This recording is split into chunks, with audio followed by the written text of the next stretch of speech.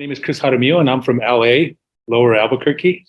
Born and raised just a couple of blocks here from the school. I spent 33 years in the Air Force Reserves, and here I am back at my old high school teaching, and it's been a pleasure, and it's a wonderful thing to be a part of JAG. And my question is, how do I help students advocate for themselves? I came up with 4 easy steps, and the first one is to build trust, and by getting to know the individuals. One of the things when I first started teaching is I thought that I had to get to know my classes, and it goes beyond that. It's like, I know most of you have probably done it. I've done it, seen our neighbor's apple tree, and I've stolen apples from it, right? I stick my head in there, I look around, and once I get up close and get into the apple tree, I realize that they're all different. Some apples are larger and I want to get that one. Then some are redder and I want to get that one. And then some are have a different pattern and I want to get that one. And it's until I get into that apple tree that I realize they're all different in a lot of different ways. And that first thing in advocating, getting students to advocate themselves is building that trust, and it's getting to know that individual. And really bringing them out rather than myself. I can talk about myself probably the whole semester and they'll get so bored. So I try to spend maybe one day talking about myself, let them know where I'm from, that I'm a part of them. And then I spend the rest of the time really building trust by getting to know them. The second thing is, since I went to school, which was 40 some years ago, it's changed a lot. Students are different. We were aggressive, we were loud, we were bold. Students now are quiet, they're introverts. So I really had to adjust my thinking and really get those students to come out of their shell. And one of the things that we say is what happens in JAG stays in JAG. So you could be as crazy, as loud as you want. And once you leave that door, I love that you're shy. I don't want to change your personality. That's not the idea. But we want to develop this skill about coming out of our shell. Say, for instance, a job interview. I don't want to sit there and not say nothing and be quiet and look down. I want to be myself, but yet learn this skill where I could come out of my shell and really be proud and present myself to the best of my ability. And one of the things that we first do is the first day of class, I hand out a piece of paper, ask them 5 questions, pretty simple stuff about their name, where they went to middle school, do they have pets, what's their favorite food. And the first thing they do is come up to this podium, and I have a microphone set up, and we deliver it speaking into the microphone. Microphone is this amazing thing. Once you really hear yourself in that different perspective, it starts building confidence. And we use it quite a bit throughout the semester. Now I have open mic. They could come up, they could sing. Little by little, more and more students. After a while, they're fighting for the mic, and I have to put a list for them to take turns, right? So it really helps them. The other is icebreakers that we do. We do a lot of icebreakers where they meet each other. They have a difficult time, and they're so used to their phones, and they talk to each other and communicate that way that they're losing the skills of face-to-face communication. So we do a lot of team building and icebreakers that really encourage. Sometimes I'll put the desk in one circle facing inward and the inside circle facing outward, and we rotate counterclockwise, and we do speed dating, if you want to call it that, where they just learn as many things they can, and I have a timer for 30 seconds. And when it goes off, the inside row stands up and they rotate around. So that's the second thing in teaching students to advocate for themselves is teaching them to come out of that shell, teaching that skill. I tell them it's a tool you put in your back pocket. When you need it, you pull it out and you use it, right? The third thing is to build confidence. And one of the things I tell students is that every single one of them has greatness in them. And they just need to believe that and to find it.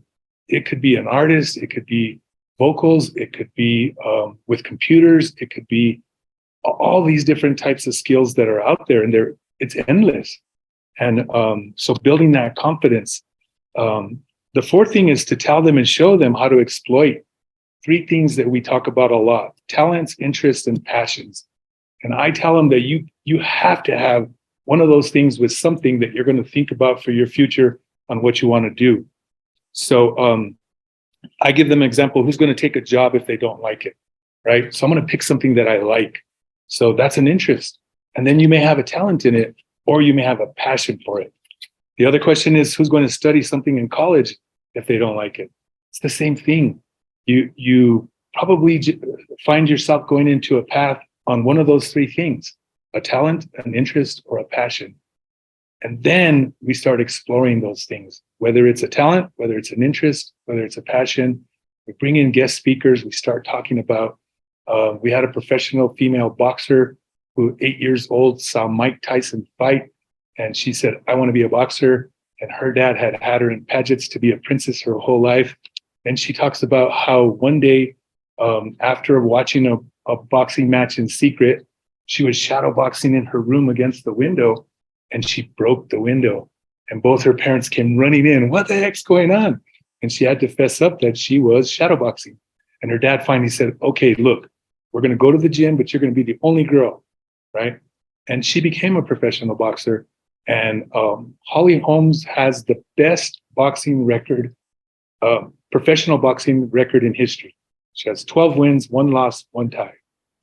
The 1 loss and the 1 tie were to this girl, right? And she talks about how her career from boxing, she wanted to have a baby. She wanted to start a family. So she got out, she had a baby, but she found herself back in the profession. She became a coach for the corner. She got to get a license for it. Then she became a professional trainer. Then she became a professional promoter. And then she talks about how this 30 years into that profession, they hired her as a consultant to this movie that's on HBO, and it's got for its second season. I don't know the name of it. There was a story about a mother and a daughter, and the mother was a professional fighter. She was out, and her daughter was becoming a professional fighter. So they hired her as a professional consultant. Long story short, they fired the mother actress. She took the part, and she's on television as an actress, as a boxer. So she takes them through this journey about talents, interests, and passions, and how her career changed, yet it stayed in the form of boxing. So really, all this has to do with one thing: building confidence in students. I feel like that's my job as a teacher in JAG, is to build them that confidence. So if they get out of high school and they go into a career, they'll have the confidence to be able to know how to do that. If they're going to go into a trade school, they'll know how to get into that trade school. They're going to know what's expected.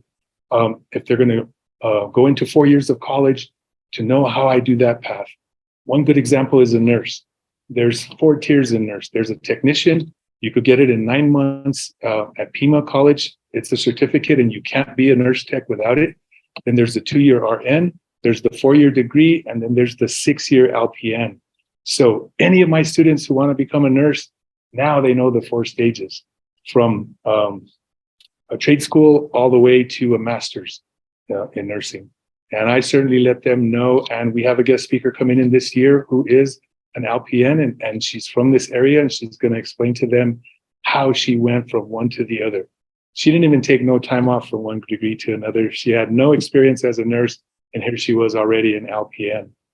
So yeah, my job in JAG, as far as getting students to advocate themselves, is teaching them these 4 steps: build trust, right? And then teach them to come out of their shell, and then build confidence, and tell and show them how to exploit their talents, interests, or passions.